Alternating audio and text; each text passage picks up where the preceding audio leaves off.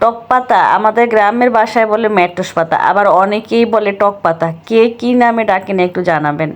আজকে আমি ওই টক পাতার ভর্তা বানাবো বা মেট্রোস পাতার ভর্তা বানাবো।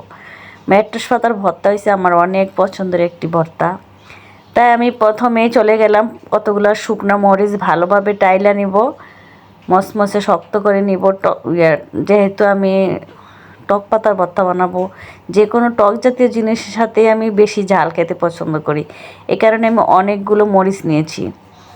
তারপর দিয়ে দিব এখানে তিল। তিলগুলো আমি গ্রাম থেকে নিয়ে আসছি, শুকনো তিল। আমার আম্মু পরিষ্কার করে দিছে, একদম ধবধবে লাল তিলগুলোকে আমার আম্মু পরিষ্কার করে একদম সাদা করে দিছে। এখন এগুলো আমি ভালোভাবে একটু ভাইজা নিব। বাজার শেষ, এখন আমি পাটাতে পিষতে গেলাম। শুকনো মরিচগুলো ভালোভাবে একটু বেটে নিব। তারপর আমি শুকনো মরিচগুলোকে ভালোভাবে একটু বাটবো। ভালোভাবে বাটার পরে দেখুন এক এক এক এক করে সবগুলো শুকনো মরিচ দিয়ে আমি আস্তে আস্তে বাটা শুরু করে দিলাম। শুকনো মরিচগুলো বাটা হইলে তারপর আমি আস্তে আস্তে কি করব, সবগুলো ভর্তা প্রসেসিং করা শুরু করব। আমার ঘরে কেউ ভর্তা খায় না, আমি আর ছেলে এবং ভিডিওতে যখনই ভয়েস দিতে যাই যত মরতে থাকে এই সমস্যা ওই সমস্যা। যখনই আমি ভিডিওতে ভয়েস দিতে যাই ওই সমস্যার কারণে আমার যে কি সমস্যা হয়। তারপর আমি তিলগুলা দিয়ে দিব সুন্দর করে। তিলগুলো দেওয়ার পর দেখেন ভর্তাটা এমনিতেই অনেক লোভনীয় হয়ে যেতেছে। তিল তো এমনি কাঁচা খাইতে অনেক টেস্টি, আর এর মধ্যে যদি শুকনা মরিচ টক পাতার ভর্তা। তারপর আমার যেই কাজ সেই কথা, আমি এখন তিলগুলা শুকনা মরিচ আর লবণ একসাথে ভালোভাবে পিষতেই থাকবো। ভালোভাবে পিষে যতক্ষণ না একটু মিহি হয় একটু পিষতে থাকবো। আর বাটা বুটা আমাদের বাবা বাসা বাড়িতে থাইকা বাটা বুটা সব ভুলিয়ে গেছি। বাটতে গেলে মনে হয় যেন জান বাইরে যাব। দেখ তারপরও কী করবো, মন চাইছে যেহেতু টক পাতার ভর্তা বানাবো বললে কথা।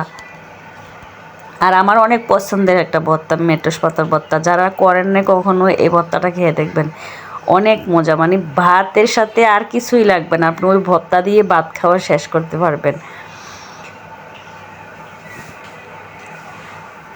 যেহেতু আমার তিল আর শুকনো মরিচগুলো বাড়তে একটু কষ্ট হইতেছে, তাই আমি আস্তে আস্তে ভিডিওটা করতেছি এবং কথা কইতেছি আপনাদের সাথে। আর আমার পাটা রয়েছে অনেক ছোট, এই কারণে আসলে ভালোভাবে বাটা যায় না।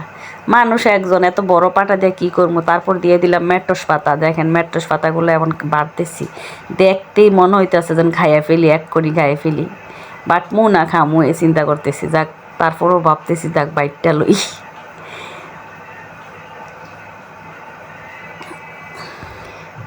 দেখেন এখনই অনেক লোভনীয় হয়ে গেছে ভর্তাটা। যারা যারা কখনো খান নাই এই ভর্তাটা একবার ট্রাই করে দেখবেন, সেই মজা। আসলে অনেক মজা, না খাইলে কখনো বিশ্বাস করতে পারবেন না।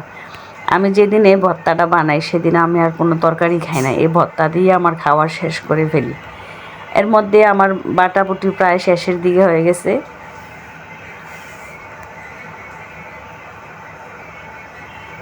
আমি আসলে কারো হাতের ভর্তা বেশি এটা পছন্দ করি না, নিজে করতেই পছন্দ করি ভর্তা। এই যে আমার বাটা হয়ে গেছে প্রায়।